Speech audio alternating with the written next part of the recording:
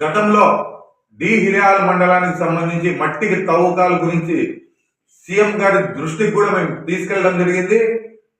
తీసుకెళ్ళిన కంటు దుడుపు చర్య మాదిరిగా అప్పుడు అధికారులు వచ్చి ఎంక్వైరీ చేసి ఒక 2-3 టిప్పర్లని సీజ్ చేసేసి వెళ్ళడం అనేది జరిగింది.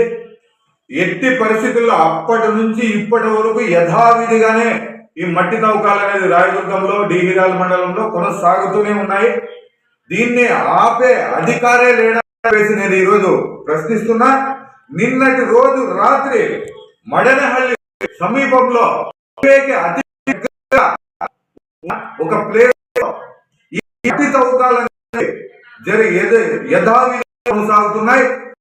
కొంతమంది మా పార్టీకి సంబంధించిన కొంతమంది నాయకులు అక్కడున్న ప్రజలు దాన్ని తీయడానికి వెళ్ళి కూడా వాళ్ళ పైన దౌర్జన్యంగా వాళ్ళని అడ్డుకోవడం అనేది జరిగింది. అందువల్ల దూరం నుంచి అక్కడ జరుగుతున్న అన్యాయాన్ని, అక్రమాన్ని, తవ్వకాలని ప్రతి ఒక్కటి మీడియా రూపంలో మాకు రావడం జరిగింది, మేము తెప్పించుకోవడం జరిగింది.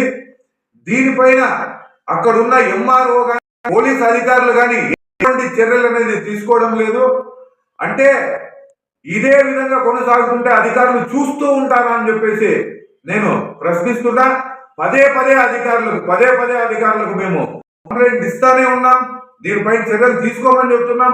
కలెక్టర్ గారికి ఇచ్చాం, సీఎం గారికి ఇచ్చాం, మైనింగ్ డిపార్ట్మెంట్ కి ఇచ్చాం.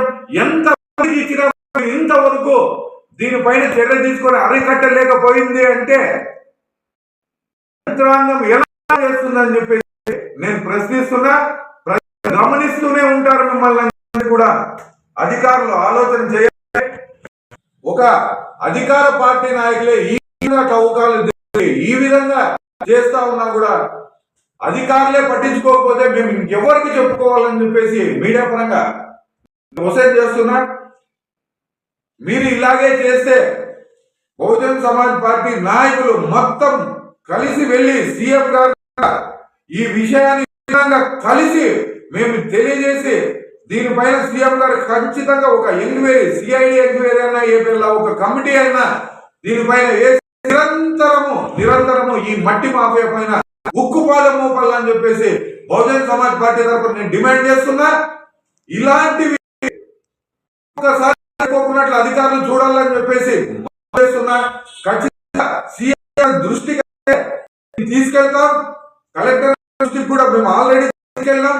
కలెక్టర్ గారు దీనిపైన స్పందించి చర్యలు తీసుకోవాలని చెప్పేసి డిమాండ్ చేస్తూ జై భీమ్ జైకి సంబంధించి పూర్తి వివరాలు అందరిలో ప్రజల ముందు ఆధారాలతో ప్రజల ముందు తెలియజేస్తానని చెప్పి తెలియజేస్తూ జై భీమ్.